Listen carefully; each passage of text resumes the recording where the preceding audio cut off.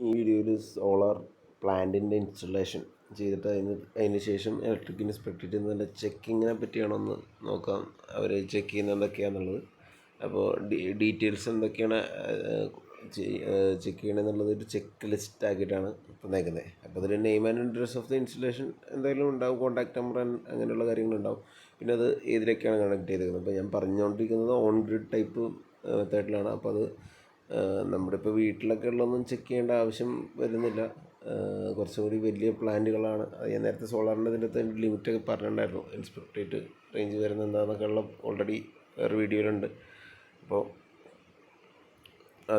ഇത് വരുമ്പോൾ എന്തൊക്കെ ചെക്ക് ചെയ്യണം എന്നുള്ളതാണ് കാണിക്കുന്നത്. അപ്പോൾ LT ആണോ MV ആണോ HT ആണോ EST ആണോ നോക്കിയിട്ട് ചെക്ക് ചെയ്യുന്നു.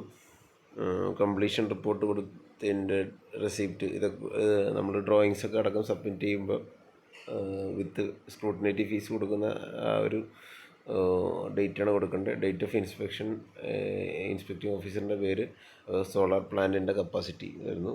അതിൽ തന്നെ വളരെ ഡീറ്റെയിൽഡായിട്ട് പോകുമ്പോൾ സോളാറിൻ്റെ ഓരോ പ്ലാന്റിൻ്റെ ഓരോ അല്ലെങ്കിൽ ഓരോ മോഡ്യൂളിൻ്റെ അതാണ് SPV മോഡ്യൂൾ, അതിൻ്റെ ഡീറ്റെയിൽസ് കൊടുക്കും.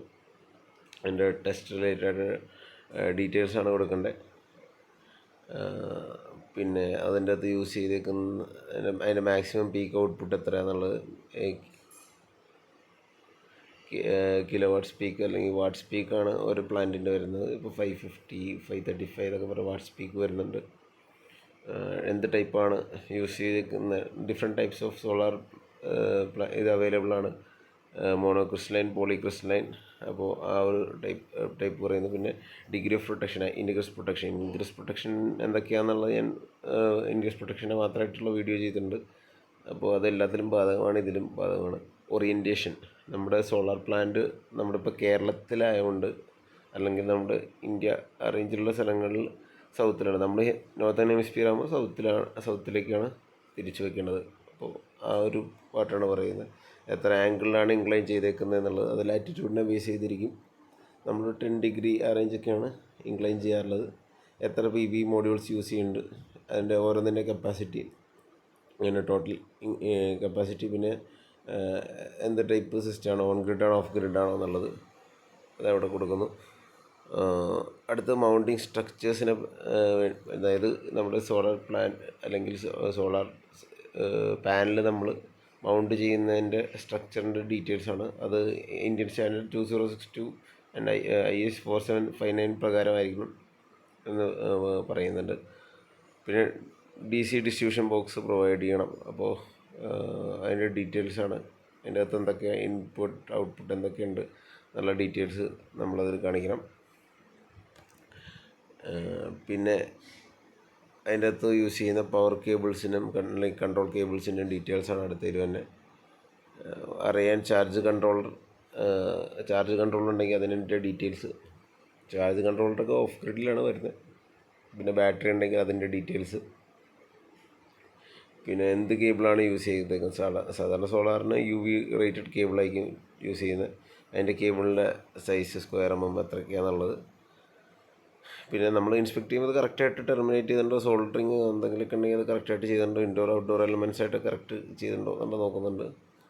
പിന്നെ DC കമ്പൈനർ ബോക്സ് വരുന്നുണ്ട്. അതായത് നമ്മൾ വലിയ മെഗാവാട്ട് പ്ലാനിലൊക്കെ നമ്മൾ ഇതെല്ലാം കൂടി ഭയങ്കര സെറ്റ് ഓഫ് സ്ട്രിങ്സ് ഉണ്ടാവും. ഇതെല്ലാം കമ്പൈൻ ചെയ്യുന്നതാണ് DC കമ്പൈനർ ബോക്സ് ചെയ്യുന്നത്.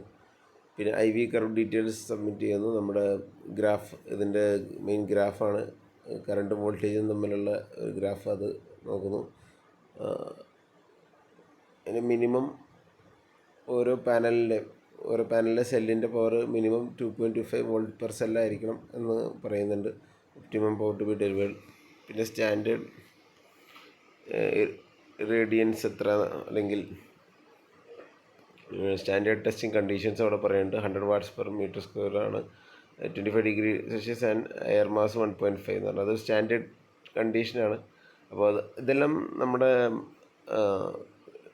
PV സെല്ലിൻ്റെ ഡാറ്റയിൽ നിന്ന് കിട്ടും. സോളാർ പാനലിൻ്റെ ഡാറ്റ ഷീറ്റ് ഉണ്ടാവും, അതിൻ്റെ അകത്ത് നമുക്ക് കിട്ടും.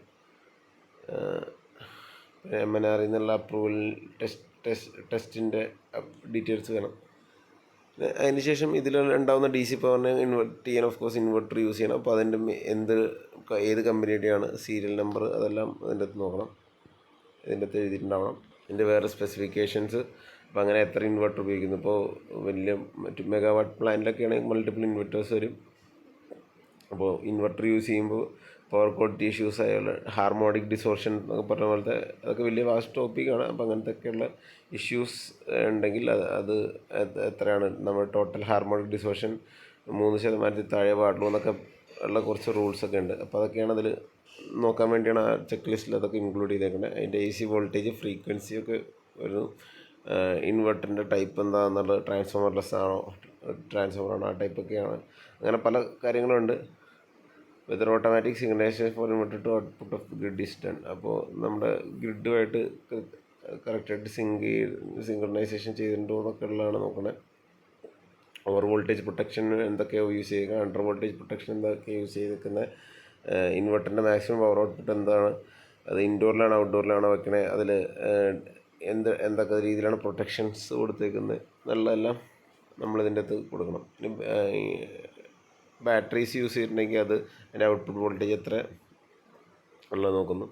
അതുകൂടാതെ അതിന് വേണ്ടിയുള്ള മീറ്ററിങ്, ഇപ്പോൾ എൻ്റെ case DC battery voltage, DC ഇതിനെല്ലാത്തിനും വേണ്ടി DC battery voltage, DC current, പിന്നെ AC സിസ്റ്റം വോൾട്ടേജ്, ACയുടെ കറണ്ട്, ഫ്രീക്വൻസി, പിന്നെ സോളാറിൻ്റെ ജനറേഷൻ എത്ര കിലോ KW വന്നു എന്നുള്ള അതിന് വേണ്ടിയുള്ള ഗ്രോസ് മീറ്റർ, പിന്നെ കൺസ്യൂമറിൻ്റെ ലോഡ് കൺസംഷൻ, പിന്നെ എത്ര ഗ്രിഡിലേക്ക് എക്സ്പോർട്ട് ചെയ്തു, എത്ര ഗ്രിഡിൽ നിന്ന് നമ്മൾ ഇങ്ങോട്ട് എടുത്തു, അങ്ങനെ അതൊക്കെ അറിയാൻ വേണ്ടിയുള്ള ഡയറക്ഷൻ മീറ്റേഴ്സ്, പിന്നെ അതിൻ്റെ ടെസ്റ്റ് റിസൾട്ടുകൾ ഇതുകൂടാതെ സബ്മിറ്റ് ചെയ്യണം. എർത്ത് റെസിസ്റ്റൻസിൻ്റെ ടെസ്റ്റ്, ഇൻസുലേഷൻ റെസിസ്റ്റൻസിൻ്റെ ടെസ്റ്റ്, ഹാർമോണിക് ഡിസോർഷൻ, നേരത്തെ പറഞ്ഞ ഹാർമോണിക് ഡിസോർഷൻ, ടോട്ടൽ വോൾട്ടേജിൻ്റെ ഡിസോർഷനും ഇൻഡിവിജ്വൽ ഓരോ സെഷൻ്റെയും എത്ര ഡിസോർഷൻ വന്നു എന്നുള്ളതും, ടോട്ടൽ ഹാർമോണിക് കറണ്ട് ഡിസോർഷനും നമ്മൾ ചെക്ക് ചെയ്യണം. THD എന്ന് പറയും. അപ്പോൾ അതെല്ലാം ഒരു റേഞ്ചിൽ നിൽക്കണം എന്നുണ്ട്. എർത്തിങ്ങിൻ്റെ ഡീറ്റെയിൽസ് വേണം, എന്ത് ടൈപ്പ് എർത്തിങ് ആണ് ചെയ്തേക്കുന്നത്, സിസ്റ്റം എർത്തിങ് എങ്ങനെ ചെയ്തേക്കുന്നത്, ന്യൂട്രൽ എർത്തിങ് ഉണ്ടോ, DC സപ്ലൈ നെഗറ്റീവ് എർത്ത് ചെയ്തിട്ടുണ്ടോ, എത്ര എർത്ത് വിറ്റുണ്ട്, പിന്നെ അതുകൂടാതെ ലൈറ്റിനിങ് പ്രൊട്ടക്ഷൻ്റെ കേസും വരുന്നുണ്ട്.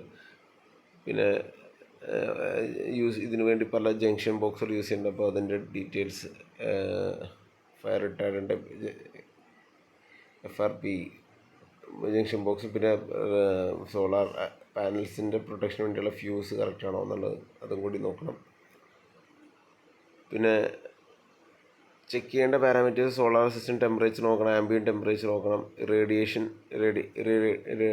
നോക്കണം, DC കറണ്ട് ആൻഡ് വോൾട്ടേജ് നോക്കണം. നമ്മളിത് യൂസ് ചെയ്യുമ്പോഴത്തേക്കും DC എത്ര DC ഇൻജെക്റ്റ് ചെയ്തു, അതായത് അത് ഇൻവെർട്ട് ചെയ്താണ് പോണേ, അപ്പോൾ എത്ര DC പ്രൊഡ്യൂസ് ചെയ്തു അത് പോയി എന്നുള്ള ഒരു ഐഡിയ വേണം. ഇൻവെർട്ടറിൻ്റെ എഫിഷ്യൻസി, സോളാറിൻ്റെ എഫിഷ്യൻസി, IV കർവിൻ്റെ സോളാർ സിസ്റ്റത്തിലെ ഡിസ്പ്ലേ, അതെല്ലാം മറ്റേ ഇൻവെർട്ടറിൽ ചിലപ്പോൾ കർവ് ഡിസ്പ്ലേ ഉണ്ടാവും. അപ്പോൾ ആ ഒരു എങ്ങനെയാണ് അതിൻ്റെ മോണിറ്ററിങ്ങിന് വേണ്ടിയാണ് അത് ബേസിക്കലി. അതായത് എങ്ങനെയാണ് വർക്ക് ഇതിൻ്റെ അകത്ത് പ്രൊഡക്ഷൻ നടക്കുന്നതെന്ന് അറിയാൻ വേണ്ടി നമുക്ക് കർവ് നോക്കി നമുക്കൊരു ഐഡിയ കിട്ടും.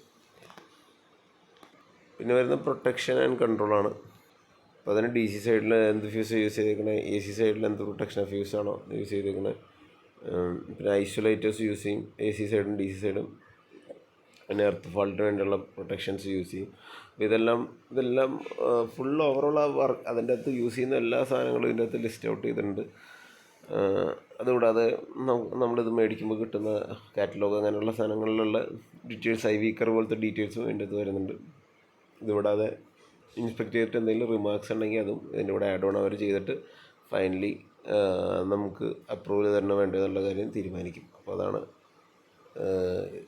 ഇതിൻ്റെ ഒരു പരിപാടി. ഇതാണ് IV കർവ്. ഒരു എക്സാമ്പിളാണ്, ഒരു കാറ്റലോഗ് എടുത്തേക്കാണ് ഒരു പ്രൊജക്റ്റ് ചെയ്തതിൻ്റെ. അപ്പോൾ അതിൽ IV curve plus PV curve ഉണ്ട്. പവറും വോൾട്ടേജും തമ്മിലുള്ള കർവ്, ഈ സൈഡിൽ പവറും വോൾട്ടേജാണ് അത് തമ്മിലുള്ള ഗ്രാഫും, ഈ സൈഡിൽ കറണ്ടും വോൾട്ടേജും തമ്മിലുള്ള ഗ്രാഫാണ്. ഇതാണ് IV കർവ്. ഈ കാണുന്നതാണ് IV കർവ്. നമ്മളിപ്പോൾ പറഞ്ഞ ഡീറ്റെയിൽസ് എല്ലാം ഓൾറെഡി ഇതിൻ്റെ അകത്തുണ്ട്. ആംബിയൻറ്റ് ടെമ്പറേച്ചർ, കറണ്ടിൻ്റെ ഡീറ്റെയിൽസ്, മാക്സിമം വാട്ട് പീക്ക് അങ്ങനെയുള്ള കാര്യങ്ങളെല്ലാം അതിനകത്തുണ്ട്. ഇറേഡിയൻസ്, ഇതിൻ്റെ നെയിം പ്ലേറ്റിലുള്ള ഡീറ്റെയിൽസാണ്. മാക്സിമം വാട്ട് സ്പീക്ക് 180 ആണ് മാക്സിമം പവർ. വോൾട്ടേജ് ഉണ്ട്, കറണ്ട് ഉണ്ട്, ഓപ്പൺ സർക്യൂട്ട് വോൾട്ടേജ്, കറണ്ട്, അങ്ങനെയുള്ള ഡീറ്റെയിൽസ് എല്ലാം ഇതിൻ്റെ അകത്ത് കാണാം.